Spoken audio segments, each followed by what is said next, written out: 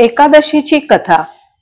एक मुलगा असतो, तो आपल्या बायकोला आणण्यासाठी सासरी निघतो।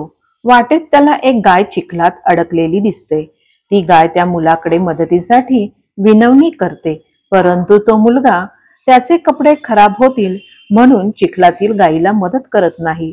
जसा तो पुढे जातो, गाय त्याला श्राप देते की तुला सासरवाडीला जायचंय ना, जा, पण तिकडे तू काही खाल्लं तर अर्धा गाढव होशील व अंघोळ केलीस तर पूर्ण गाढव होशील।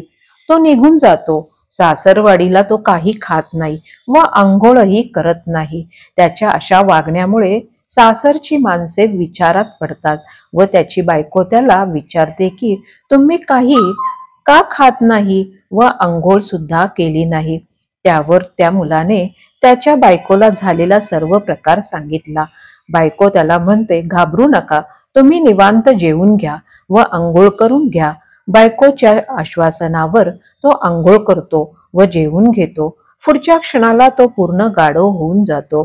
घरातल्यांना कळत नाही हा गाढव कुठून आला व त्याला हाकलायला लागतात।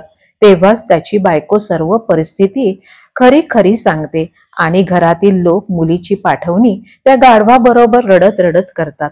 बायको गाढवाची स्वतःपेक्षा जास्त लक्ष देत असते, मनोभावे त्याची सेवा व काळजी घेत असते। राजाची बायको खिडकीतून रोजचा प्रकार बघत असते। राणीला कळत नाही या मुलीला असा काय त्रास आहे की ती गाढवाकडे एवढं लक्ष देत आहे। एकदा राजमहालात तिला बोलावून राणी त्या मुलीला विचारते की तुला कोणत्या गोष्टीचं दुःख आहे की तू गाढवाकडे एवढं लक्ष देत आहेस। मुलगी म्हणते, तुम्ही जर माझा त्रास दूर करत असाल तर मी तुम्हाला सर्व सत्य सांगते। राणी तिला वचन देते की तिची निश्चित मदत करण्याचा प्रयत्न करेन।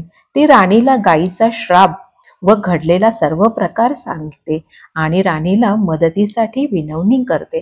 राणी या संदर्भात तिच्या सर्व मंत्री व पंडितांशी विचार विमर्श करते, पण कोणालाच पर्याय सापडत नाही। शेवटी राणी राज्यात घोषणा करते की जो कोणी त्या मुलाला गाढवापासून पुन्हा मनुष्य बनवेल त्याला राजा मालामाल करेल, त्यांना खूप सोनं नाणं मिळेल। एक आजी समोर येतात व म्हणतात, मी आयुष्यभर केलेल्या एकादशी व्रत त्यामधून 24 एकादशी या मुलाला दान केल्या तर हिचा नवरा पुन्हा मनुष्याचे जीवन जगू लागेल व गायीच्या श्रापातून मुक्त होईल। सर्वांना हे ऐकून आश्चर्य वाटले व कोणी यावर विश्वास ठेवत नाही, पण कोणालाच पर्याय शिल्लक नसल्यामुळे राणी देखील आजीबाईंना वचन देते की जर तुम्ही जे म्हणता ते खरं झालं तर मी तुम्हाला सोने नाणे देऊन मालामाल करेल।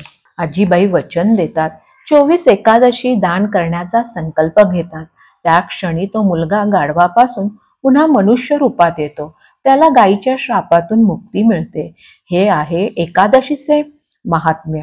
दिलेल्या वचनाप्रमाणे राणीने आजीबाईंना सोनं नाणं देऊन सन्मानित केलं।